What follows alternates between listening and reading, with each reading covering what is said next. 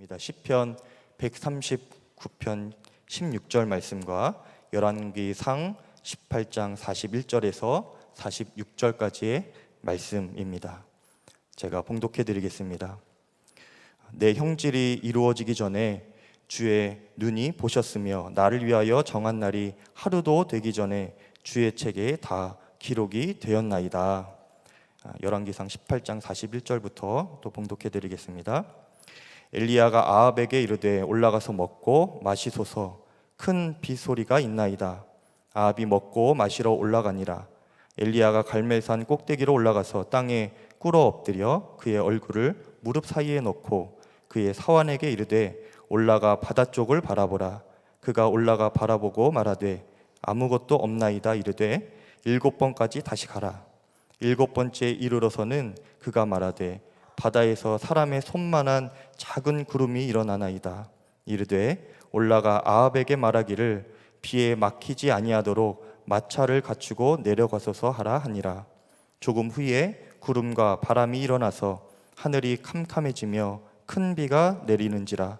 아합이 마차를 타고 이스라엘로 가니 여호와의 능력이 엘리야에게 임하매 그가 허리를 동이고 이스라엘로 들어가는 곳까지 아합 앞에서 달려갔더라. 이 귀한 시간에 우리 존경하는 유기성 목사님 또 우리 성도님들께서 귀한 자리에 불러주셔서 감사한 마음으로 달려왔습니다. 저는 그 강남에 선한 목자 병원이 있습니다. 여러분들의 이 교회보다 조금 일찍 시작된 그런 병원이고 병원 횟수로는 이제 19년 이렇게 되었습니다. 그런데 우리 목사님께서 저를 이렇게 또 귀하게 봐주시고 제가 쓴 작은 책인 그 바디 바이블을 또 추천해 주시면서 귀하게 저에게 가르침을 주셨고, 그래서 오늘 이 자리에 이렇게 함께 할 수 있게 되어서 큰 영광이 되고 있습니다. 먼저 하나님께 감사드리며 또 불러주신 우리 성도님들께 다시 한번 진심으로 감사드립니다. 그림을 보면서 조금씩 설명을 드리도록 하겠습니다.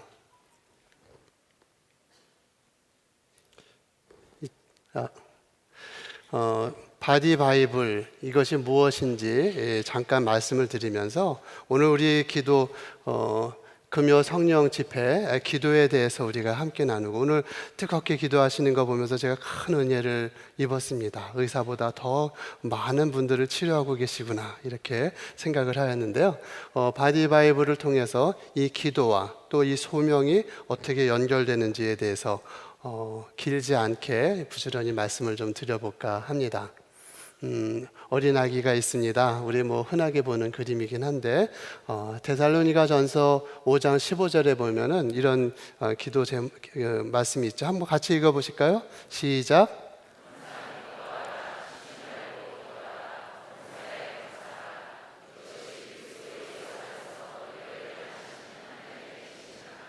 네, 그렇습니다. 항상 기뻐하라고 하십니다.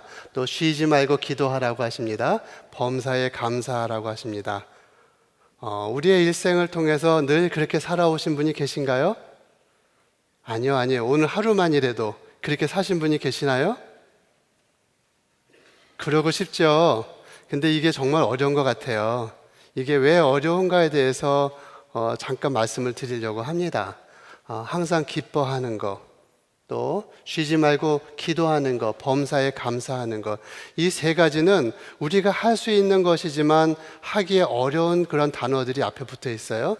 항상, always, 쉬지 말고 continually, 범사에, in all circumstance나 이런 범사의 모든 일에 우리가 감사해야 된다. 그리고 이렇게 되는데, 이것이 예수 안에서 우리를 향하신 하나님의 뜻이라고 말씀을 하시고 있습니다. 그래서 우리가 예수님을 믿는다고 한다면은 이것을 반드시 해야 돼요.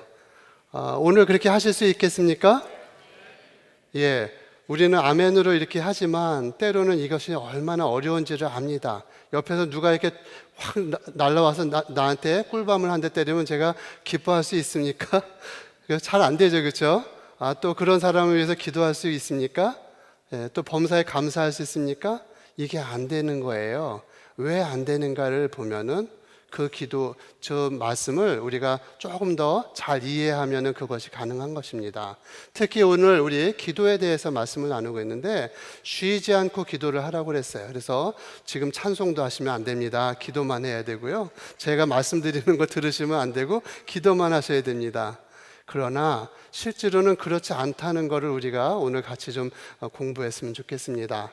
그래서 그 아래다가 제가 뭐라고 썼어요? 조그맣게 시작. 네, 기도는 행위가 아니라 되는 겁니다.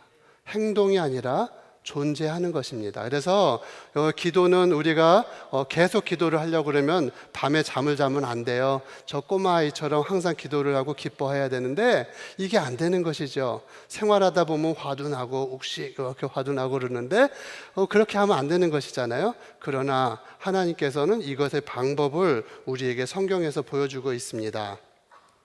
엘리야의 기도를 우리가 오늘 같이 보았습니다.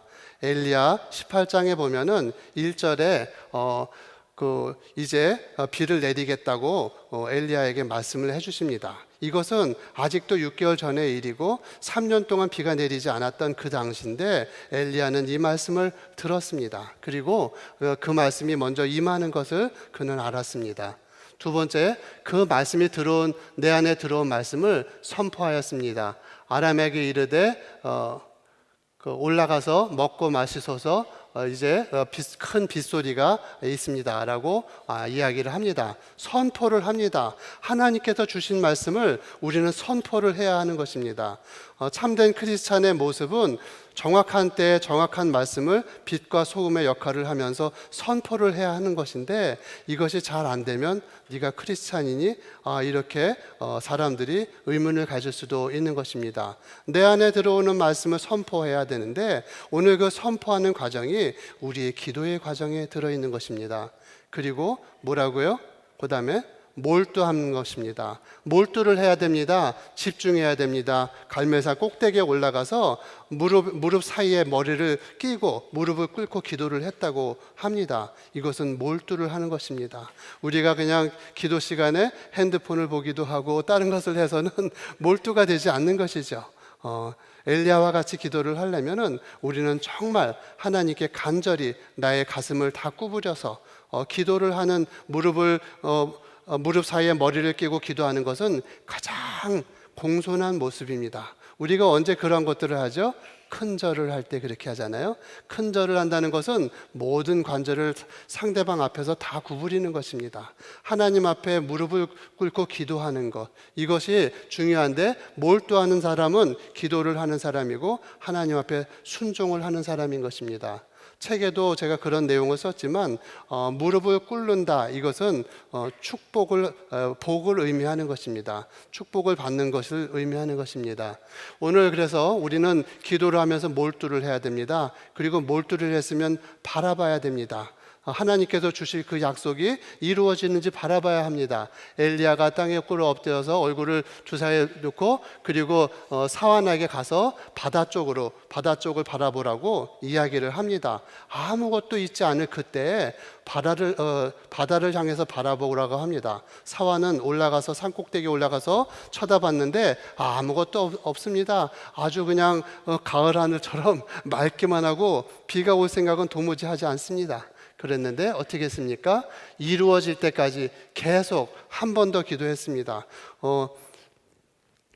엘리야는 처음부터 7번을 예상을 하고 기도하지는 않았을 것입니다. 엘리야는 이 기도가 빨리 이루어졌으면 빨리 끝냈었을 것입니다. 그러나 엘리야는 이 기도가 오래 끌어서 이루어지지 않았어도 그는 계속 기도했을 것입니다.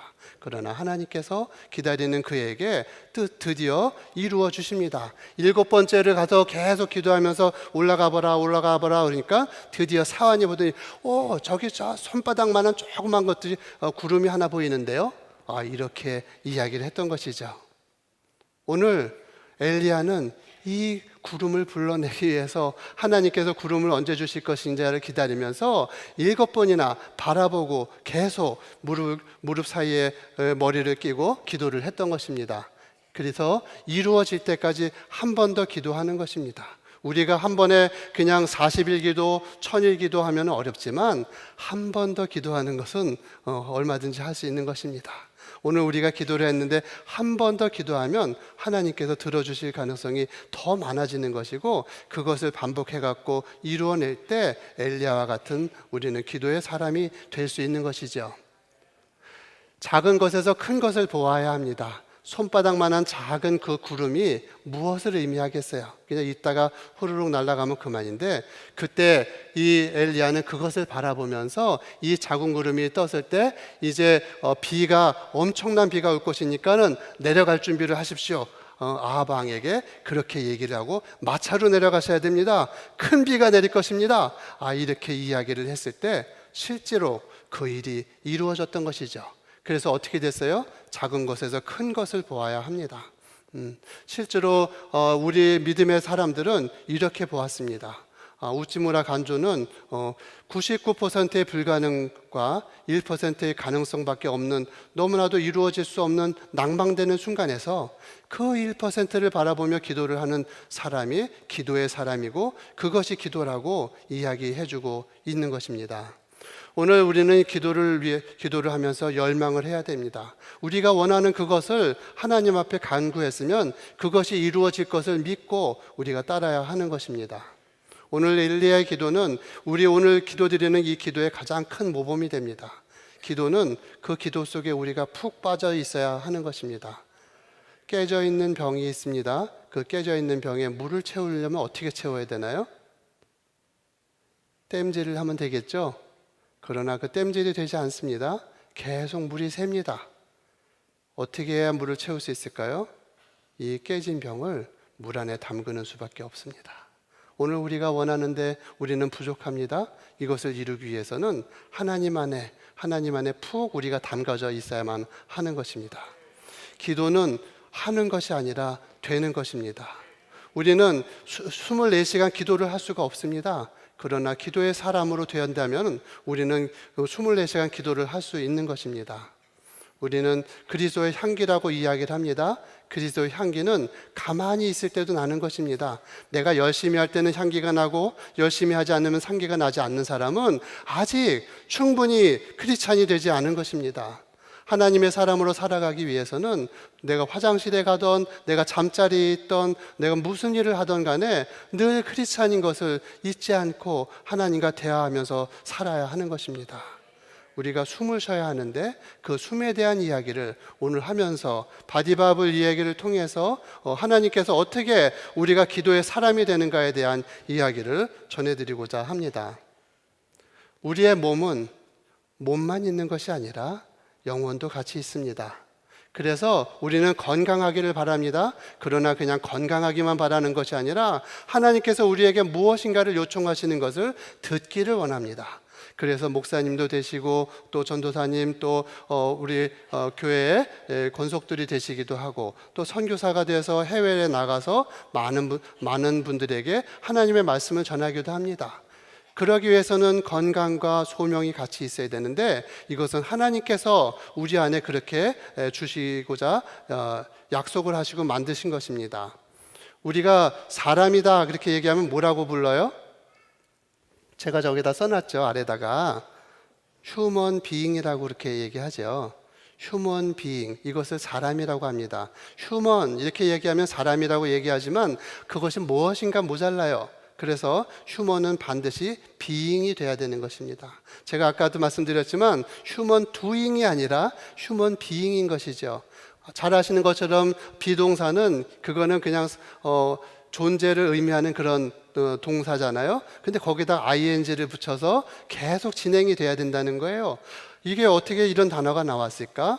휴먼이라는 단어가 어디서 나왔냐면 휴무스라는 단어에서 나왔어요. 휴무스는 무슨 뜻일까요? 흙이라는 뜻입니다. 휴무스는 흙이에요. 놀랍게도 영어에 그 말의 그 기본이 휴무스에서 나왔습니다. 그래서 사람은 흙으로 지어졌다. 우리 성경에 그대로 있는 그대로 영어의 단어에도 사람은 흙에서 왔다는 것이죠. 그래서 그냥 흙으로 왔다가 흙으로 무너지면 그건 아무것도 아닌 것이에요. 그런데 그 뒤에 being이라는 단어가 들어있어요. 하나님께서 사람을 당신의 형상대로 지으시고 그 코에 생기를 불어넣으셨다. 이렇게 돼 있죠. 그렇게 했더니 어떻게 됐어요? 생령이 된지라 이렇게 되어 있습니다. 생령이 되었어요. 살아있는 사람이 되었어요. 사람은 휴먼으로만 되는 것이 아닙니다. 하나님과 호흡이 돼야 되는 것이죠. 하나님의 호흡이 우리 안에 있어야만 사람의 가치가 있는 것입니다. 우리는 이 사람의 모습 속에서 하나님의 냄새가 나야 됩니다. 하나님께서 주시는 호흡을 했으면은 하나님의 냄새를 우리가 풍겨내야만 하는 것입니다. 호흡이라는 것은 어떤 게 호흡이에요? 호하고 내쉬는 것만 계속 내쉬면 될까요? 하고 들이마셔야죠. 그래서 호이라고 우리가 얘기를 하잖아요. 이래서 인스피레이션, 익스피레이션, 의학적으로는 그렇게 얘기하면서 이것을 레스피레이션이라고 얘기하고 호흡이라고 얘기합니다. 어떤 사람은 계속 말만 내놓고 들으려고 하지 않아요. 이 사람은 호흡이 안 되는 사람이에요. 그렇죠? 점점 고갈되겠죠. 자기의 그 추한 냄새가 나겠죠. 그러나 하나님께서 주시는 말씀을 계속 채우면은 우리는 그 말씀 속에 푹 빠져서 그리스도의 향기가 납니다. 무엇을 하든지 간에 항상 기뻐할 수 있고, 무엇을 하든지 간에 늘 기도할 수 있고, 그리고 범사에 감사할 수 있는 준비가 된 사람이 되는 것입니다. 휴먼 비잉이 된다는 것은 데살로니가 전서에 있는 그 말씀을 이루어 나가는 것이죠. 세계에 가장 많이 팔린 책이 있습니다. 그 책이 무슨 책인가요? 잘 아시죠? 여기는 이 성경책입니다. 이 성경책. 요즘에 이 성경책이 다 스마트폰 안에 들어있죠? 안 웃으시는군요. 이 성경책. 그래서 아마 무지무지 많은 책이 팔렸어요. 그런데 여러분들이 모르시는 책이 한 권이 더 많이 팔린 책이 있어요. 그 책이 무엇일까요? 이것도 도전적인 얘기네요. 성경보다 더 많이 팔렸다니, 그렇지? 그 성경책이 있는데요. 그 성경책은 지금도 70억 권이 팔려 있어요. 그 책이 무슨 성경책이냐? 무슨 책이냐? 살아있는 성경책이에요. Living Bible, 살아있는 성경책. 무슨 얘기를 하려고 그러는지 제가 곧 말씀을 드리겠습니다. 우리의 몸은 성경책입니다. 그것을 책으로 만든 것이 바디 바이블이라는 책인데 그 책이 왜 쓰게 되었는지를 잠깐 설명을 드리려고 합니다. 성경에 보면은 이런 이야기가 있어요. 아까 우리 목사님께서 같이 봉독을 해주신 부분인데 시편 139편 16절에 보면은 내 형질이 이루어지기 전에 주의 눈이 보셨으며 나를 위하여 정한 날이 하루도 되기 전에 주의 책에 다 기록이 되었나이다. 이렇게 얘기하고 있어요. 누가 얘기했죠? 다윗이죠. 다윗. 이 다윗이 언제 사람이에요? 지금으로부터 3,000년 전의 사람이에요. 기원전 1010년부터 970년까지 그 이스라엘이라는 나라의 왕으로 있었으니까 지금으로부터 3,000년 전이에요. 우리나라로 치면 언젠가요? 청동기 시대? 호랑이 담배 피던 시절. 그렇죠? 근데 그때 다윗은 이미 커다란 제국의 왕이었고 그리고 그는 하나님의 말씀에 가장 합한 자였고 수많은 그런 시를 썼습니다. 근데 그가 나이가 들어서 이제 하나님 앞에 갈 때 가까워서 139편에 그렇게 썼어요. 하나님께서는 어디 가셔도 계십니다. 제가 바다 끝에 가도 계시고 제가 숨어 있어도 저를 알 수 있고 저의 모든 것을 알 수 있습니다. 하나님은 모든 것을 하실 수 있습니다. 그렇게 얘기하면서 저 부분에 가서 자기의 인생에 대한 이야기를 하고 있어요. 놀라운 이야기를 하고 있어요. 오늘 이 말씀을 소개하면서 바디 바이블에 대한 이야기를 드리려고 합니다. 저기 보면 내 형질이라고 그러면은 골렘이라고 그래요. 골렘이라고 히브리어로 되어 있는데 이것은 뭐냐? 골룸이 아니고 골렘. 이 골렘은 떡반죽과 같은 거예요. 그래서 내가 무엇인가를 만들려고 그랬는데 아직 완성되지 않았어. 엄마 뱃속에 있을 때 아기는 아직 충분한 사람의 모습이 되지 못했죠. 그것을 형질이라고 표현했고 태아라고 표현을 합니다. 태아는 아직 충분히 사람이 되지 못했고 엄마 속 안에서 엄마의 한 부속품처럼 자라나면서 사람이 될 때 나오게 되죠. 근데 그 얘기를 소개하고 있어요. 내 형실이 이루어지기 전에 주께서 나를 보셨어요.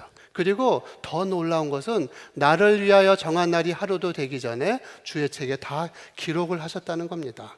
내 일이 나를 만들기로 하신 그 첫날이 되기 전에 어디다 기록하셨다고요? 어디요? 주의 책. 주의 책입니다. 자, 주의 책이 어디 있습니까? 여기? 주의 책이에요? 제가 열심히 성경을 찾아봐도 이창우라는 이름은 안 나와요. 그래서 이 주의 책은 아닌 게 확실해요. 그동안 그 3,000년 동안에 많은 그런 신학자들이 열심히 주의 책이 어디 있는가 찾아봤습니다. 찾을 수가 없었어요. 그래서 1900년 넘어서까지는 주의 책은 하나님이 보관하고 계시구나 이렇게 알고 있었습니다. 과연 그럴까요? 그 아래 로마서에 대한 얘기는 다음번에 기회가 있으면 말씀을 드릴게요.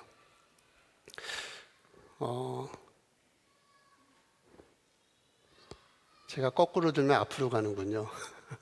여기 보면은 현미경이라는 게 발견됐는데 돋보기 2개를 이렇게 갖고 장난치다가 갑자기 확 커다랗게 확대가 되는 걸 봤어요. 2배, 3배가 아니라 10배, 50배, 100배 확대되는 것을 보고 로버트 후크라는 사람이 현미경을 처음 발명한 게 1665년입니다. 그 이후에 과학자들은 점점 더 발전된 현미경을 만들게 되었고 로버트 후크라는 사람이 처음 그 세포를 그 코르크 마개를 보면서 이게 그 나무는 그 세포라는 거로 되어 있구나. 그래서 셀이라는 이름을 붙이기 시작했어요.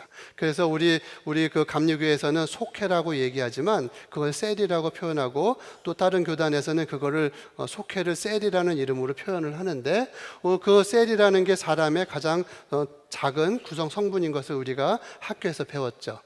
그런데 그 세포 하나가 얼마나 작은지 또 작은데 그 구성품이 어떻게 됐는가를 우리가 보게 됩니다. 그래서 점점 깊숙하게 들어가서 사람의 그 세포 속에 있는 것들을 보게 됩니다. 그런데 거꾸로 바라보게 되면은 이 사람은 어디에 있습니까? 우리는 지금 어디 있습니까? 대한민국에 있죠, 그렇죠? 대한민국은 어디 있습니까? 지구에 있죠. 지구는 어디에 있습니까? 태양계 안에 있죠. 태양계는 어디에 있습니까? 은하계 안에 있죠. 아이고 보이지가 않아요. 우리의 존재는 아무것도 아닌 것 같아, 그렇죠? 그래서 사람은 물질이다 생각하고 막 이렇게 공산주의나 이런 데서는 사람을 막 사회주의에서는 사람을 물건 취급하고 이러잖아요, 그렇죠? 그래서 사람의 존재에 대해서 우리가 생각하면 아무것도 아닌 것 같아 보여요. 우주 속에는 1000억 개의 은하계가 있어요. 1000억 개. 은하계 안에 태양과 같이 항성, 빛을 발하는 별이 몇 개나 있을까요? 1000억 개가 있어요. 1000억 개. 한 2000억 개 정도 있다고 얘기하는데 1000억 개라고 합시다. 그러면 1000억 개의 그 별이 항성이 그 은하계 안에 있고 이 은하계가 1000억 개가 있다는 거예요. 그러면 얼마나 넓을까요? 무지무지, 그렇죠? 따져볼 수가 없는. 근데 그 안에 사람의 존재라는 건 아무것도 아닌 것 같아요. 그러면 하나님께서 그냥 대충 만드셔도 되겠죠, 그렇죠? 그런데 우리가 대충 만들어진 존재가 아니라는 것을 이 현미경이 알려주기 시작했어요. 그래서 그 사람의 몸을 갖다가 이게 점점점 들어가서 보니까 사람 몸 안에는 세포라는 것이 있고 그 세포 안에는 핵과 세포질이라는 게 있고 또 핵 안에는 염색체라는 게 있고 염색체는 염색사로 되어 있고 염색사는 그 안에 염기서열이 있고 뭐 그 안에 이렇게 하다 보니까 질소, 원자 뭐 이렇게 막 하면서 그 원소가 얼마나 되냐? 세포 하나에 100조 개의 원소가 있어요. 그리고 그 사람 몸 안에는 60조 개에서 100조 개의 세포로 되어 있어요. 우리 모두 오늘 여기 계신 분들은 100조 개의 세포, 60조에서 100조 개의 세포로 되어 있는 사람들이죠. 그 세포 하나는 살아있잖아요. 그런데 그 세포를 들여다보니까 그 안에 염색체라는 것이 있고 이 염색체 안에 하나님께서 쓰신 책이 있다는 것을 알게 되었어요. 그래서 우리 성경책은 구약 성경은 무엇으로 되어 있나요? 히브리어로 써졌어요. 그렇죠? 히브리어. 제가 오른쪽에 표시해 놓은 저게 히브리어입니다. 왼쪽에 뭐가 있죠? 사람 몸에 쓰여져 있는 염색체가 있어요. 염색체 안에 모든 것이 들어있어요. 좀 맛동산이 아니에요. 제가 특정 상품을 얘기하려는 건 아닌데 저렇게 생겼어요. 그게 어떻게 보니까 우연하게 비슷해. 사람의 몸에는 23쌍의 염색체가 들어있는데 거기 그 끝에 남자와 여자를 이야기하는 X와 Y 염색체가 있어요. 그런데 히브리어 알파벳에서 보니까 저것도 22자의 그 남자와 여자를 알려주는 쉬와 신이라고 해서 23개로 되어 있어요. 우연의 일치이지만 하나님께서는 똑같이 성경과 같이 사람의 몸에도 저렇게 염색체에다가 내용을 기록해 주셨던 것이죠. 그래서 오늘 그 책이 얼마나 긴지 아세요? 이 주의 책이라는 책이 우리 세포 안에 있어요. 우리 세포 안에 주의 책이 몇 개나 있다고요? 100쪽에 세포 숫자만큼 있는 것이죠. 세포 하나하나마다 세포를 운영하기 위한 주의 책이 있습니다. 이 주의 책은 뭐예요? 청사진이에요. 오늘 선한 목자 교회를 짓기 위해서 목사님과 모든 또 장로님들과 함께 열심히 기도하시면서 청사진을 하나하나 들치면서 오늘 이렇게 멋있는 정말 훌륭한 교회를 이루어 놓으신 것처럼 하나님은 첫날 내가 만들어지는 그 첫날 저를 위해서 주의 책에다 이것을 기록했어요. 이것이 얼마나 긴지 아세요? 얼마나 많은 내용인지 궁금하시지도 않나요? 세포 하나의 크기가 얼마라고요? 코딱지만 하죠. 이거 죄송합니다. 깨끗하지 않은 얘기를 해서. 우리의 그 수정란 그러면 0.5 밀리그램 정도 아주 작은 그런 세포예요. 이 세포 하나를 과학자들이 할 일이 없어서 여기 과학자 계시면 용서하세요. 할 일이 없어서 이거를 갖다 쫙 펴봤어요. 이렇게 쫙 폈어요. 그랬더니 이 주의 책이 얼마나 긴가? 그 조그만 코딱지만한 세포 하나에 주의 책이 얼마나 길게 기록을 했는가 했더니 제 키보다 더 큰 거예요. 제 키보다 더 커요. 그 조그만 세포 하나에 하나님께서 2m나 되는 주의 책에 기록을 하신 것이죠. 오늘 우리 모두가 하나님께서 그렇게 만드신 거예요. 이 주의 책을 갖다가 쭉 연결해 봤어요. 과학자들이 할 일이 없어서 그거를 갖다가 쭉 연결했더니 얼마나 긴지 아세요? 지구와 태양의 거리를 아시나요? 1억 5천만 킬로미터예요. 뭐 따져보지는 마세요. 그냥 그렇게 과학자들이 얘기했는데 1억 5천만 킬로미터래요. 그래서 갈 수가 없어. 근데 그 1억 5천만 킬로미터 되는 그 지구와 태양의 사이를 제 한 몸에 있는 주의 책을 쭉 연결하면은 500번이나 왔다 갔다 한다는 거예요. 500번. 아무도 놀라시지 않는군요. 하나님께서는 우리를 그렇게 귀하게 만들어 주셨어요. 사람 한 명 한 명을 만들기 위해서 하나님께서는 주의 책에다 그렇게 기록을 하시고 실수함도 없이 완벽하게 해서 오늘 이렇게 우리가 되었습니다. 옆에 분을 한번 보실까요? 옆에 분. 하나님께서 만드신 귀한 하나님의 놀라운 작품들이시지 않습니까? 서로 축복해 주시는 시간을 가졌으면 좋겠습니다. 형제님, 자매님은 하나님의 귀한 선물이십니다. 오늘 계속 그런 일이 진행될 것입니다. 현대의학의 유전자 해독이라는 걸 하면서 그 유전자 제놈 프로젝트라는 걸 하면서 과학자들이 알게 됐어요. 이 안에 이창우라는 사람은 머리가 약간 곱슬곱슬하고 약간 뭐 배가 나오고 뭐 이렇게 남자가 되겠구나. 뭐 이런 내용을 쫙 기록을 해놓으신 거를 과학자들이 이제 보기 시작했어요. 조금 보기 시작했다고요. 그러면서 이 주의 책이 우리 세포 안에 있다는 것을 알게 되었어요. 과학은 너무나 발전했습니다. 그래서 굶주림이 요새 해결되고 있어요. 사실 가지고 있는 것이 잘 분포되면은 지구에 있는 모든 사람이 먹고도 남을 만한데 가진 사람들은 더 많이 갖고 쓰레기통에 버리지만 굶주리는 사람들은 못 먹어서 그래요. 그래서 그 부의 균등이 이루어지지 않아서 그렇지 이미 옛날에는 제가 어렸을 때 60년대에는 먹을 게 없어서 수도꼭지에 입을 대고 먹고 그랬습니다. 우리 젊은 분들은 잘 모르세요. 그렇게 하면서 또 아침은 건너뛰고 점심은 슬쩍 넘기고 저녁에는 한 끼 먹고 이러면서 살았던 시절이 엊그제 같은데 지금은 그러진 않잖아요. 먹는 게 해결됐습니다. 그다음에 질병이 해결됐어요. 병원에 가면 그냥 금방 치료를 해드립니다. 아프신 게 있으면 항생제를 써서 또 균들을 없애지고 그래요. 실제로 천연두, 여러분들 알죠? 곰보라는 천연두라는 병이 지구상에 없어졌어요. 의학이 막 발달하면서 또 전쟁의 문제가 해결됩니다. 조금만 전쟁하려고 그러면 이제 커다란 강대국 유엔이 나타나서 너 계속 그러면 니네 나라를 없애버릴 거야. 막 이렇게 해버리니까 전쟁을 할 수가 없고, 그래서 전 세계가 점점 이렇게 평탄해져 갑니다. 그러면서 죄송한 말씀이지만 구글이나 애플이나 뭐 이런 내가 이 전 세계의 그런 모든 것들을 휘어잡고 이제는 신이 되려고 합니다. 그래서 인간들이 점점 죽지 않으려고 하고 오래 사니까 신이 되려고 한다고 해서 이러한 내용들에 대해서 책을 썼는데, 그게 2015년도에 유발 하랄이라는 히브리 대학의 교수가 호모 데우스라는 책을 썼어요. 이 호모 데우스, 이름은 굉장히 멋있어요. 근데 그 뜻은 어마어마한 거예요. 신이 되려고 하는 인간이라는 뜻이에요. 우리는 어디서 이걸 많이 보았어요? 여기죠. 창세기 11장에 보면은 사람들이 바벨탑을 쌓기 시작했어요. 하나님과 같이 높아지려고 했습니다. 하나님을 대적하려고 했어요.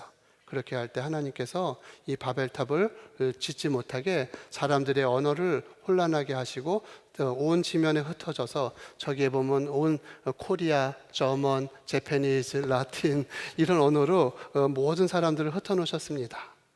이것이 오늘 다시 이 땅에서 일어나고 있는 일들이에요. 저는 너무나 괴로웠어요. 저뿐만 아니라 우리 모두가 괴로웠어요. 그래서 저는 하나님께서 이것에 대해서 답을 주셨어요.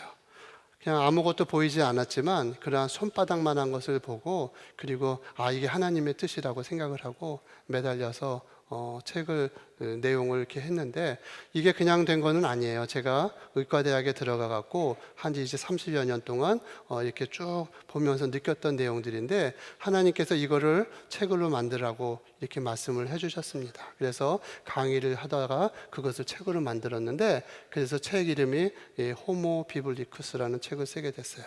호모 비블리쿠스, 성경적인 인간이라는 뜻이죠. 상대가 되지 않아요. 호모 데우스는 수천만 권이 팔린 책이고, 이거는 얼마 만 몇천 권 팔린 책밖에 안 되는 보잘것없는 것이지만, 그래도 하나님 앞에 우리가 하나님께서 지어주셨다는 것을 좀 깨닫고 우리가 그것을 고백하는 시간을 갖고자 해서 이 책을 썼습니다. 그 책 안에는 많은 내용들이 있어요. 잠에 대한 내용, 우리 뭐 어깨, 무릎, 척추, 뭐 골반 이런 부분들에 대해서 의사가 느꼈던 그 내용들을 우리 몸이 성경책처럼 지어졌다는 것에 대해서 책에다 기록을 했습니다. 그리고 기회가 날 때마다 바디 바이블 무브먼트, 이것을 하나님의 뜻이라고 생각하고 이것을 전하러 다니고 있습니다. 오늘 그래서 그 중에 일부를 잠깐 말씀을 드리려고 합니다. 성경에 보면 많은 숫자가 나옵니다. 7, 12, 10, 40 이러는 숫자가 나와요. 그렇죠? 우리가 이거는 세상에도 많이 있어요. 일주일이 며칠이죠? 7일이죠. 또 1년에는 달이 몇 개 있어요? 12달이잖아요. 우리는 모든 것을 계산할 때 뭘 써요? 십진법을 써요. 그렇죠? 뭐 1년, 10년, 100년, 1000년 이게 다 10이라는 숫자를 통해서 이루어졌죠. 40이라는 숫자도 있어요. 그렇죠? 40이라는 숫자도 우리가 많이 사용을 하는데, 성경에 어디에 그런 내용이 있는지, 또 이것이 우리 몸하고는 어떻게 연결되어 있는지를 잠깐 설명을 드리려고 합니다. 우리의 머리를 받치고 있는 뼈를 우리가 뭐라고 그래요? 척추라고 그러죠?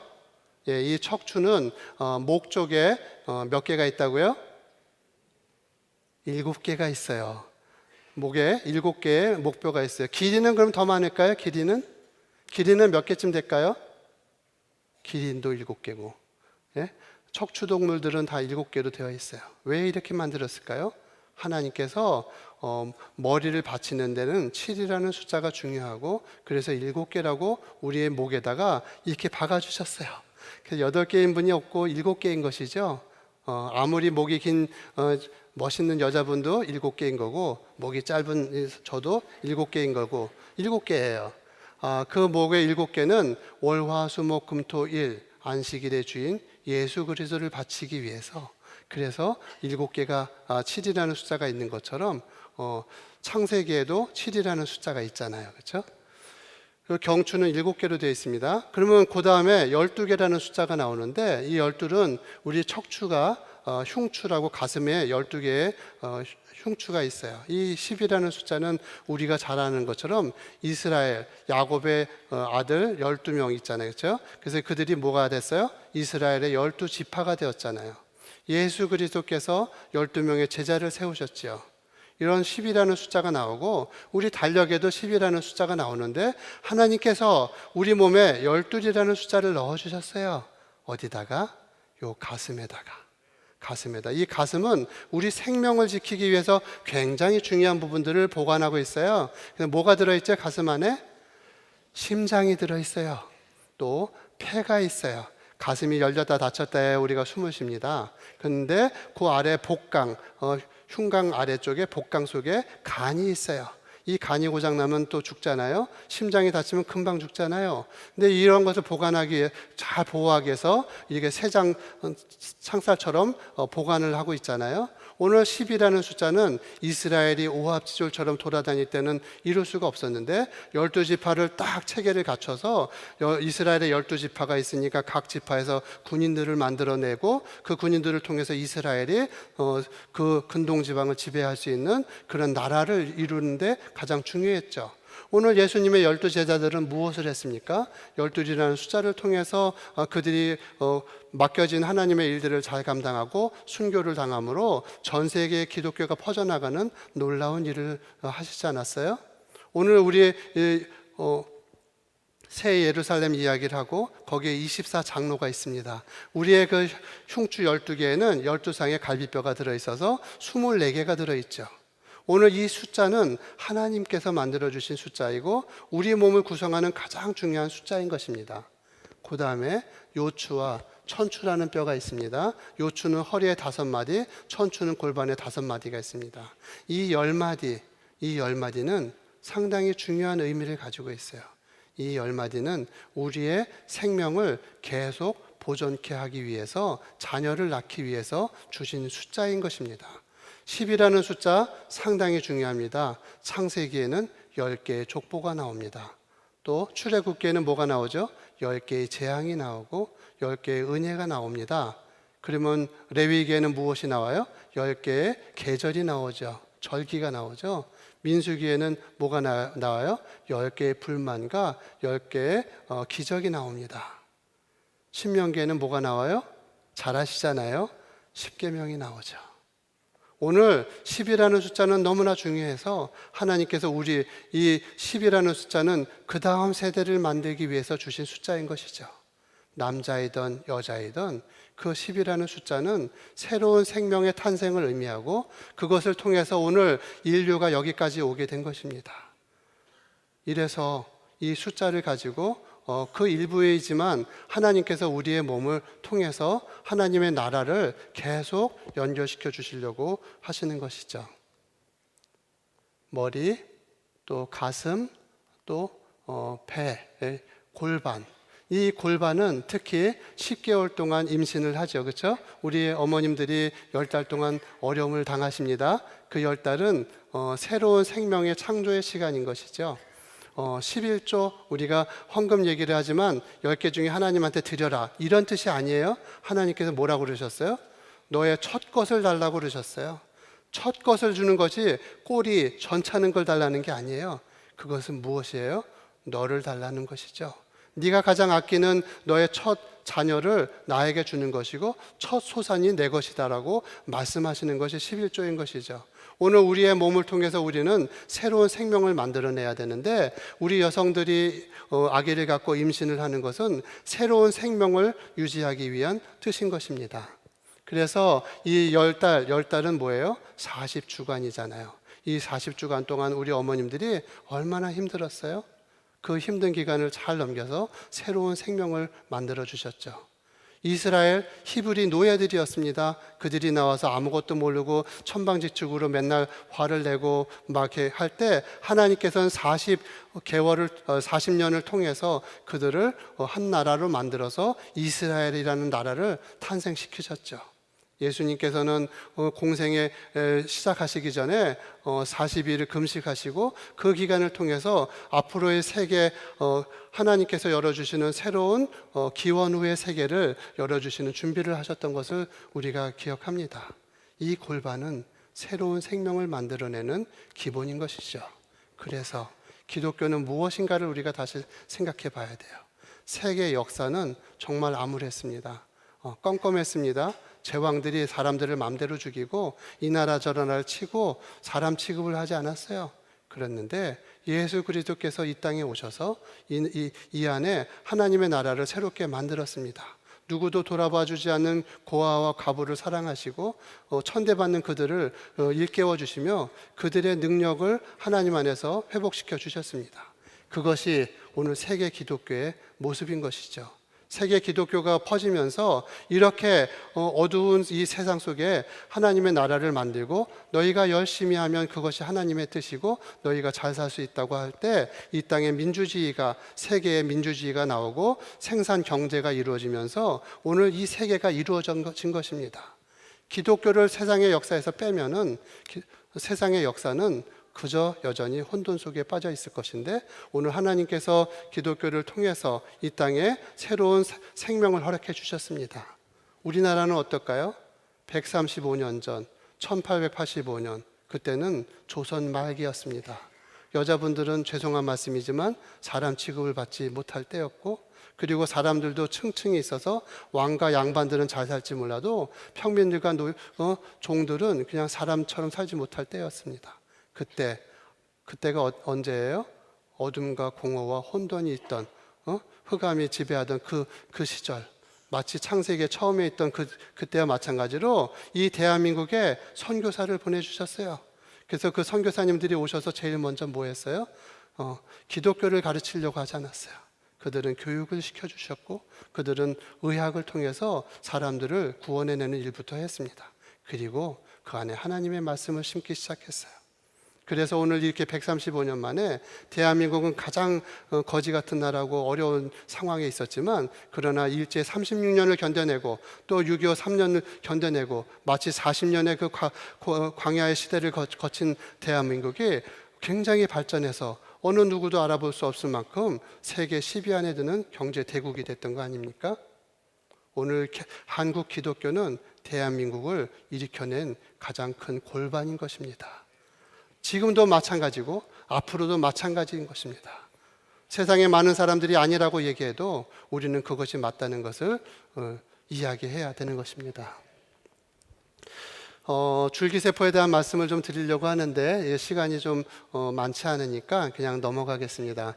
우리는 수정란이라는 작은 세포 하나에서 배아줄기세포라는 것이 나오고 이 배아줄기세포는 사람이 되기 위해서 태아가 되고 성체줄기세포로 바뀌게 됩니다.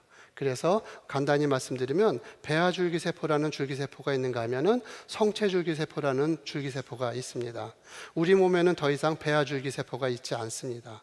우리는 성체줄기세포가 있는데 이 성체줄기세포는 똑같이 줄기세포지만 이것은 우리의 몸을 고치기 위해서 하나님이 주신 선물인 것입니다. 이 줄기세포 안에는 하나님의 뜻이 엄청나게 들어있어요. 나중에 다시 한번 기회가 되면은 그것을 말씀드릴 겁니다. 왜냐하면 제가 3년 동안 줄기세포를 미국에서 하고 돌아와서 한국에 와서 지금까지 줄기세포를 하고 있기 때문이죠. 줄기세포는 하나님의 선물입니다. 이 시대에 우리의 모든 질병들을 회복시키기 위해서 하나님께서는 우리에게 그래 내가 숨겨두었던 것을 너에게 보여줄게 라고 줄기세포를 이야기하는데 이 성체줄기세포를 통한 것은 하나님의 뜻이지만 배아줄기세포를 건드리는 것은 하나님의 뜻이 아닙니다. 우리는 바벨탑을 쌓아서는 안 됩니다. 하나님의 뜻에 순종해야 되는 것이죠. 성체줄기세포는 하나님의 선물인 것입니다. 제가 그래서 병원 안에서 무엇은 일이 일어나고 있는지를 잠깐 설명을 좀 드리고 이것이 기도는 하는 것이 아니라 되는 것이다라는 뜻을 잠깐 설명을 드리려고 합니다. 저는 하나님의 은혜 가운데 IMF가 있던 1997년도 로부터 2000년 하루 전날까지 미국에서 3년 동안 공부를 할 기회가 있었습니다. 선교사를 선교사가 되겠다고 제 아내와 약속을 하고, 그러나 가기 전에 공부를 시켜달라고 부탁을 드렸는데, 그리고 2년을 준비했는데 그 IMF 시절, 어려운 시절에 쫄딱 망해가면서 하나님께서는 3년 동안 저를 미국에 있게 해주셨습니다. 그래서 왼쪽에 있는 것이 존스 홉킨스고 오른쪽에 있는 게 매사추세츠 제너럴 하스피탈이라고 하버드의 대학이고요. 아래쪽에 있는 데가 피츠버그 대학입니다. 거기에 있는 주임 교수님들, 저희 은사님들인데 같이 찍었고요. 거기에서 유전자 치료술이라는 학문을 공부하게 되었습니다. 이 유전자 치료술은 유전인자를 세포 안에 넣어서 사람의 그 기능을 바꾸려고 하는 어마어마한 프로젝트인데 굉장히 위험한 프로젝트였습니다. 제가 바이러스를 만지고 그 바이러스를 사람한테 집어넣는 그런 일들을 하는 위험한 그런 실험이었는데, 결국은 그것이 하나님의 뜻이 아닌 것을 알게 되었고, 그래서 세포 치료술로 옮겨오게 되었습니다. 유전자 치료술, 그래서 세포 치료술, 저기 오른쪽에 그림이 있는데 저희 가운데 앉아 계신 분이 저희 아버님이십니다. 인천 성산교회 장로님으로 계시고 의사로서 오랫동안 후학들도 가르치고 좋은 그 환자들을 치료하시다가 저와 말년에 같이 선교 다니시다가 병을 심하게 얻으셔서 그래서 소천을 하셨습니다. 그 옆에 서 있는 의사는 제 동생인데 저 동생도 의사입니다. 그래서 한양대학교에서 우리나라의 그 복강경 수술을 메이오 클리닉에서 제대로 공부하고 와서 아주 엄청난 그런 일들을 하다가 그가 이제 선교사로 부름을 받고 지금은 다 접고 그리고 선교 활동을 하고 있는데, 저희 아버님이 많이 아프셔서 제가 줄기세포를 저희 아버님한테 만들어서 아버님한테 넣어드렸고 그것이 상당히 효과가 있다는 것을 알게 되었습니다. 그래서 줄기세포의 효과에 대해서는 제가 잘 압니다. 그러나 결국은 하나님께서 부르시기로 약속된 분은 하나님께서 데려가신다는 것을 알고 저희 아버님을 지금 10년째 뵙고 싶어 하고 내일 또 이렇게 찾아뵈려고 합니다. 그래서 제가 늘 우리 아버님이 지금 하늘나라에 가 계시는데 우리 아버님 만나러 갈 때 제가 창피하지 않으려고 그래서 준비를 하고 있습니다. 저희가 그 줄기세포 연구를 계속해갖고 2008년도에는 국가 프로젝트로 저희 선한목자병원, 인하대학교 생명공학부하고 연구를 해서 거기에 나온 세포, 저희 환자의 세포를 우주로 가져가서 연구를 할 정도로 굉장히 정확한 그런 줄기세포 치료를 하고 있습니다. 그거 말고도 이제 너무 많이 심하게 아프신 경우에는 인공관절 수술을 하게 되는데 인공관절 수술이나 관절경 수술을 하게 되는데 과거와는 다르게 결과가 상당히 좋아서 환자분들이 옛날에는 그냥 이렇게 어디를 못 가고 그러지만 요즘에는 많은 곳을 갈 수 있습니다. 젊은 사람들 여기 보면은 세 사람 다 십자인대 수술을 받은 사람입니다. 옛날에는 십자인대 수술 받고 나면은 그냥 일평생 장애인처럼 사는 걸로 알고 있지만 저렇게 아이돌로 저렇게 유니버시아드 가운데는 유니버시아드 태권도 금메달을 땄고 그 옆에는 축구 MVP가 되고, 요즘에는 그래서 과거에는 그런 수술 십자인대 뭐 이런 수술 받으면 그걸로 끝나는 걸로 알고 있었지만 지금은 모든 활동을 잘 할 수 있는 정말 의학이 놀랍게 발달된 시대에 살고 있습니다. 그래서 저기 보면은 클릭을 한번 해주실까요? 제가 누르면 되나요? 안 돼. 거기서 한번 클릭해 보실까요? 그래서 수술을 하시다 보면 저렇게 왼쪽에 있는 다리처럼 이렇게 휘어져 있는데 저 어르신처럼 앉았다 일어났다 할 정도로 상당히 좋고, 이게 왼쪽에 저희 어머님이신데 저희 어머님 10년 전에 저한테 인공관절 수술 받으시고 저와 함께 백두산에 올라갔다 거기 본인의 다리로 걸어서 올라가셔서 저랑 같이 다리를 걷고 사진을 찍었죠. 그 옆에 있는 분 보면 저렇게 무릎을 수술 받고도 구부릴 수 있는 좋은 시대가 되었습니다. 이것도 한번 클릭해 봐 주실까요? 그런가 하면 허리가 많이 아파서 러시아 선교사님인데 저렇게 그 동계 올림픽에 그 선교하러 오셨는데 디스크가 터져서 저렇게 걸으셨는데 그 옆에 보면은 저렇게 그렇죠? 하루 만에 좋아지고 있죠. 요즘에는 그렇게 등을 째지 않고 작은 구멍으로 디스크를 다 제거하는 아주 의학이 발달한 좋은 시대에 우리가 살고 있습니다. 그래서 요즘에는 이제 줄기세포에 대한 치료들을 많이 하고 있고요. 그런가 하면은 이제 저희 병원은 그렇게 정형외과 병원이지만 이제 선교사님들을 돌아봐 드리는 그런 일들을 하고 있습니다. 그래서 감리교단 또 장로교회는 합동 측의 GMS 그리고 성결교단 또 인터서브 이런 곳과 MOU가 되어 있고 그래서 선교사님들이 귀국하시면 저희 병원에 오셔서 건강검진을 받고 그리고 그 건강검진에서 문제가 생기면은 선교사님들 나가시는 것을 홀드하고 그리고 치료를 해서 내보내드리고 하는 저희는 처음에 저와 제 아내는 선교사로 돼서 선교하러 나가야지 됐는데 저희 형과 제 동생이 선교사로 먼저 나가는 바람에 어르신들이 그렇게 하면 집안이 다 나가면 누가 선교사를 돌보고 그러냐 그래서 당신들이 살아계시는 동안엔 나가지 말아줬으면 좋겠다고 그래서 주저앉게 되었는데 그 이후에 그냥 그 병원을 하면서 선교사로 나가지 못한 것을 하나님께서 병원 안에서 다 해주고 계십니다. 그래서 때때로 선교를 다니고 있습니다. 그래서 병원은 그 환자를 진료하는 곳이지만 이 병원과 재단이 같이 있습니다. 그래서 굿셰퍼드 재단이라는 재단을 통해서 저희가 해외 선교를 합니다. 2004년부터 시작을 해서 마이크로네시아 거기에 있는 작은 섬들 그리고 라오스 인도 차이나 반도의 라오스에는 저희가 한 50차례 선교를 지금 다니고 있고 그 비엔찬에 작은 병원을 조그만 병원을 만들기도 했고 몽골의 울란바토르 또 파키스탄도 2004년부터 저희가 다니고 있고요. 저 가운데 저희 형님 그리고 저희 부모님과 저희 병원 식구들이 선화목자병원을 조그맣게 시작한 지 이제 16년째 되고 있습니다. 그래서 진료를 하고 있고요. 인도네시아 쓰나미가 났을 때 이제 개인 단독 병원을 아예 문을 닫고요. 그리고 가서 진료를 해주고 돌아온 적이 있습니다. 저희 아버님, 저희 동생 같이 가서 1,000명이 넘는 환자들을 진료를 해주고 왔었습니다. 네팔에도 의료 선교를 가고 거기에 저희가 작은 그런 병원을 만들어서 운영을 하고 있습니다. 중국의 심양, 통화 이거는 북쪽에 있는 조선족 지역이잖아요. 그쪽에 한족들 진료를 하러 갔었고 남쪽에 운남성이라고 소수민족들이 있는 그쪽에도 저희가 진료를 가고요.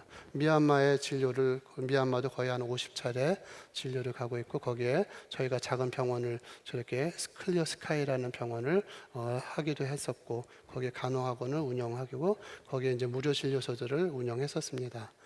병원을 저렇게 세웠다가 그 당시만 해도 군정이라서 군부에서 문제가 생기는 바람에 병원을 끝까지 하지는 못하고 작은 병원을 저희가 다시 하게 되었고 지금 다시 이제 군정이 끝나서 다시 병원을 준비를 하고 있습니다.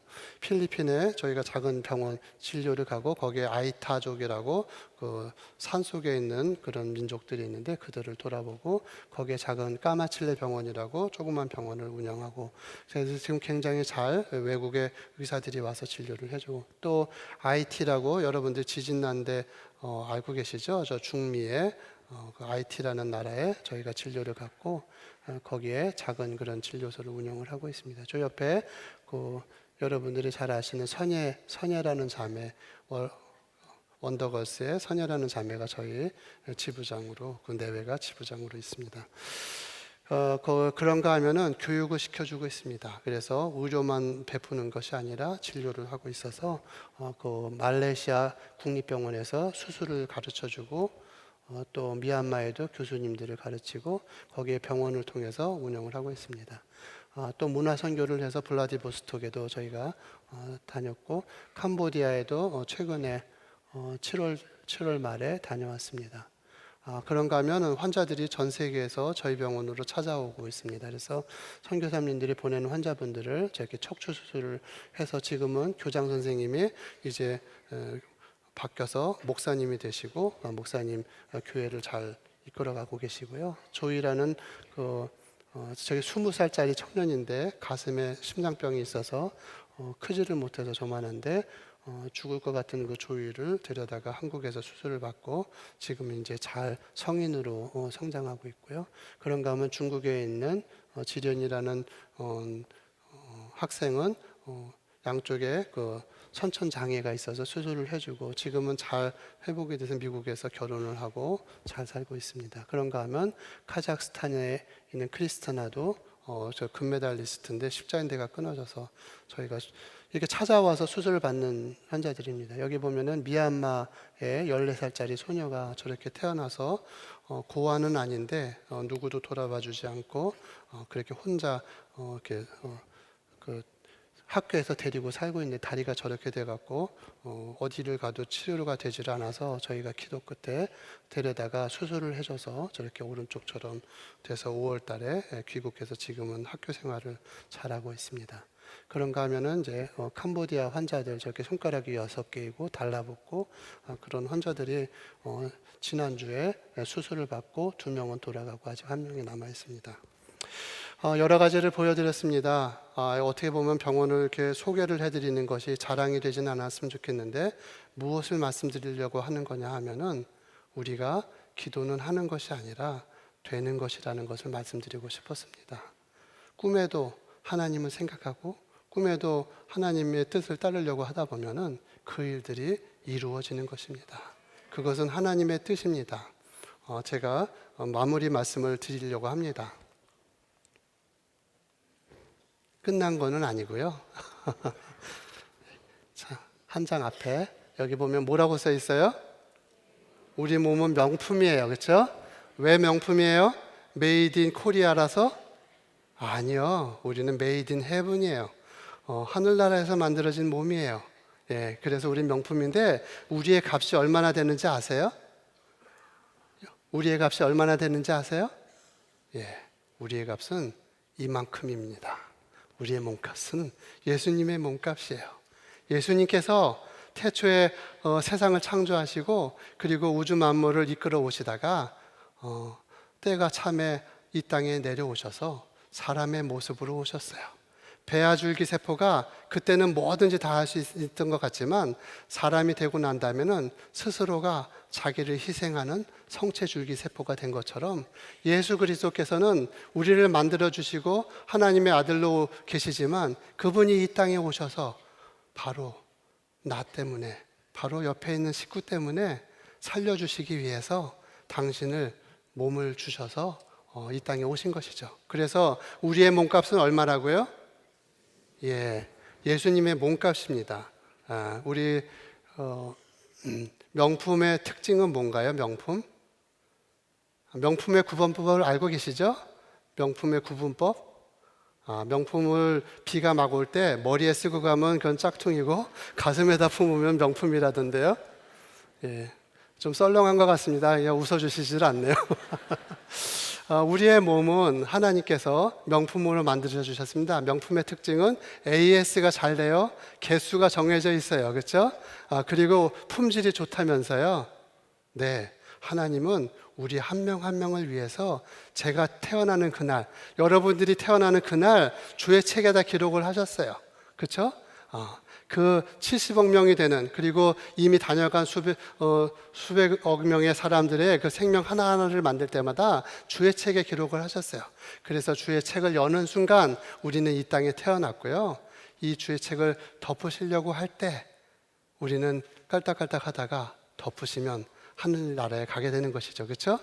그래서 우리가 이 주의 책을 덮이기 전에 이 땅에 하나님께서 주신 그 일들을 이루어져야 하는 것입니다. 우리는 소중합니다. 예수님의 몸값을 바꿀 만큼 소중한데 하나님께서 일일이 다 수공업을 하셨어요. 그냥 기계로 찍어내신 게 아니라 한 명 한 명을 만들어 주셨다고요. 그리고 하나님께서는 우리를 밤마다 재워주시고 그 밤 동안에 우리를 다 고쳐주세요. 그 내용을 오늘 시간이 많지 않아서 해드릴 수 없는데 그러한 내용들 다음 기회가 있으면은 또 말씀을 드릴게요. 유튜브에 그런 내용들이 좀 들어있기도 합니다. 어쨌든 우리의 몸값은 그렇게 비싸요. 제가 왜 비싼가에 대한 이야기를 잠깐 드리려고 그래요. 저기 뭐가 있죠? 닭이 있어요. 근데 그 안에 안 올라오네요. 거기 조그만 병아리들이 올라와야 되는데 여기 보면은 제 달걀이 셋이 있는데 하나는 이렇게 얼굴을 빼꼼 내놓고 있죠. 그렇죠? 병아리가 됐어요. 그렇죠? 닭이 알을 품는데 어떤 것들은 21일이 되면은 안에서 톡톡톡톡 그러다가 깨지고 나와서 뭐가 되나요? 병아리가 돼요. 그렇죠? 병아리. 그런데 어떤 달걀들은 아무리 기다려도 안 돼요. 그렇죠? 그거는 뭐 어떻게 된 거예요? 속에서 썩고 있는 거예요. 자기 스스로 깰 수 없는 것은 밖에서 깨주게 되고, 그러면 뭐가 되죠? 달걀 후라이가 되는 것이죠. 예, 자기가 깨고 나오면은 새 생명이 되지만 자기가 깨지 못하는 것들은 결국은 인위적으로 깨져서 다시 흙으로 돌아갈 수밖에 없는 거예요. 여기에 중요한 놀라운 일이 있어요. 우리의 몸에도 그런 거예요. 여기 이제 병아리가 나오는데요. 좀 늦게 나왔다. 예, 수정란 얘기하고, 예수 그리스도는 우리 몸에 말씀의 씨앗이에요. 제가 처음에 말씀드렸죠. 휴먼 비잉, 사람은 하나님께서 만들어 주실 때 흙으로 만들어 줬지만 그 흙에다가 생기를 불어넣어 주셔야지 사람으로서의 가치가 있는 거예요. 우리가 똑같이 살고 있다고 해서 다 가치가 있는 게 아니에요. 우리는 다 달걀 속에 있어요. 지금은 달걀 같아요. 이 안에 좋고 편해요. 이 안에서 좀 좋은 차도 몰고 싶고, 또 뭐 저 좋은 걸로 하고 살진 것을 먹고 싶고, 내 시간대로 마음대로 쓰고 싶고, 뭐 젊은 아이들은 옥타곤 뭐 이런 데 가고 싶고 이러잖아요. 그렇죠? 그게 다가 아니라고요. 이 세계를 끝나고 나면 하나님께서 보여주실 놀라운 세계가 우리를 기다리고 있는데, 그 시간을 우리는 기다려야 되는 것입니다. 예수 그리스도는 씨앗입니다. 그래서 예수 그리스도를 믿는 사람은 생명이 있는 것입니다. 엄마의 뱃속에서 35년 동안, 14살부터 49까지 35년 동안 하나님께서는 매달 하나의 난자를 허락해 주십니다. 그렇죠? 그것을 위해서 20개가 나왔다가 나머지는 없어지고 1개가 남았다가, 그것이 아빠의 정자를 만나면 수정란이 되고 그것이 사람이 되어서 오늘 우리가 되은 것이죠. 그렇죠? 그렇지 않은 것들은 엄마가, 죄송한 말씀이지만, 생리를 통해서 다 내보내는 것이잖아요. 그거와 마찬가지로 하나님께서 수많은 사람들, 70억 명의 사람을 보내주시고, 이 70억 명이 다시 하나님께로 돌아오게 하기 위해서 예수 그리스도를 우리에게 보내주셨는데, 이 예수 그리스도의 씨앗을 우리가 갖고 있지 않으면 우리는 사그러져서 없어질 수밖에 없는 존재가 되는 것이죠. 자, 한번 읽어보십시다. 시작.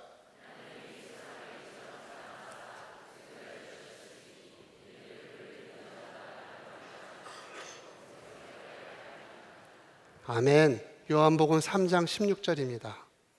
제 세포 하나를 띄어다가 국립과학수사연구소에 갖다 내면은, 이거 이창욱 거야, 이렇게 금방 알아요. 왜 그래요? 유전자 지문이라는 걸 알고 계시잖아요. 그렇죠? 그것이 주의 책이잖아요. 그것을 통해서 이창훈 걸 아는 것처럼 제 머리카락만 그런가요? 제 손톱도, 제 허벅지의 살점도 다 똑같아요. 하나님께서 100조개의 세포를 통해서 다 만들어 주셨는데, 오늘 성경에 있는 그 수많은 성경 구절 안에 하나님께서는 계속해서 그 말씀을 넣어 주시고 있습니다.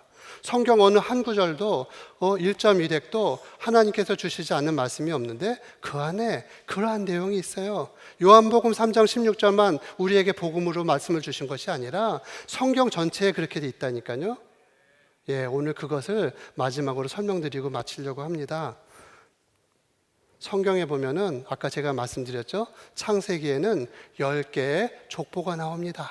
그 족보, 첫 번째는 가인의 족보가 나오고, 두 번째는 아담의 족보가 나옵니다. 조금 이해하기가 어려우세요. 그런데 가인은 누구를 낳고 누구를 낳고 누구를 낳고 하고 10명이 나오는데, 아담은 그렇게 얘기하지 않았어요. 아담은 몇 살에 누구를 낳고 얼마를 더 살다가 죽었더라. 또 그 다음에 셋도 그렇게 얘기하고 있습니다. 무엇이 차이가 있을까요? 아담은 자기 마음대로 낳았어요. 하나님의 뜻대로 낳은 게 아니에요. 자동사가 쓰여 있어요. 우리 성경에는 똑같이 쓰여 있지만, 그러나 히브리 성경에 보면은 거기에는 자기가 낳고 싶은 사람을 낳았다고 쓰여 있고, 그 인생은 가치가 없어서 죽었다는 표현을 하지 않고 있어요.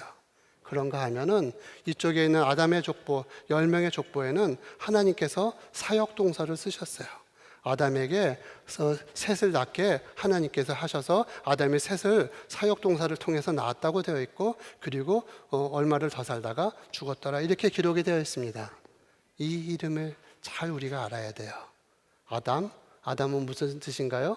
사람이라는 뜻이에요. 셋은 뭐예요? 놓였다는 뜻이에요. 그 다음에 에노스는 뭐예요? 죽을 수밖에 없다는 뜻이에요. 그 다음에 게나는 뭐예요? 거처라는 뜻이에요. 그 다음에 마할랄레, 하나님께 영광이라는 뜻이에요.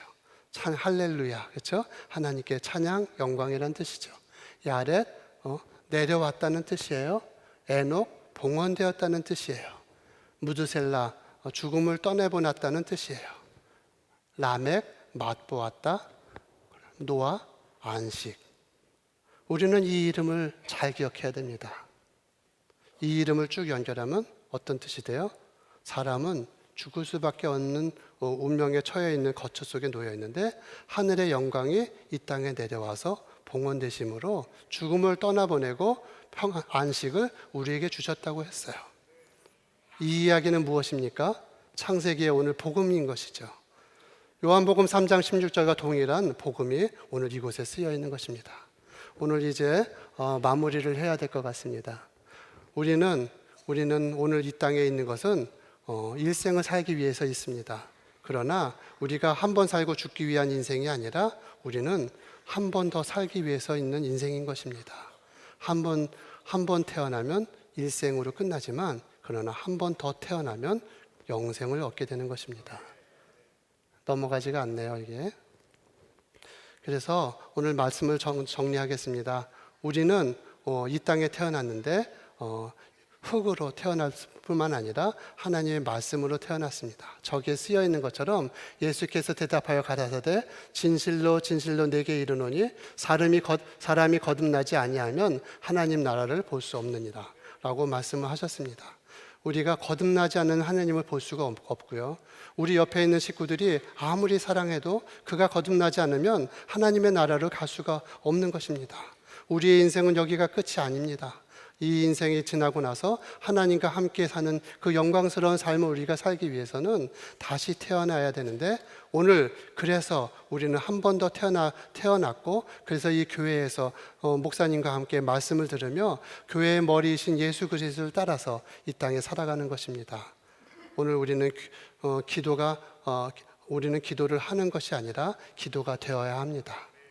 오늘 이 말씀을 가지고 우리가 기도를 하면서 오늘 기도에 대한 주간인데 이 기도에 대해서 우리가 깊이 생각하면서 오늘 내가 예수 그리스도의 향기를 내는 기도가 되어야지 되지 인위적으로 기도를 하려고 하는 그런 삶이 아니라는 것을 깨달으시면서 우리가 하나님 앞에 간구하면서 오늘 이 시간을 같이 지냈으면 좋겠습니다. 함께 기도 나누시겠습니다. 주님,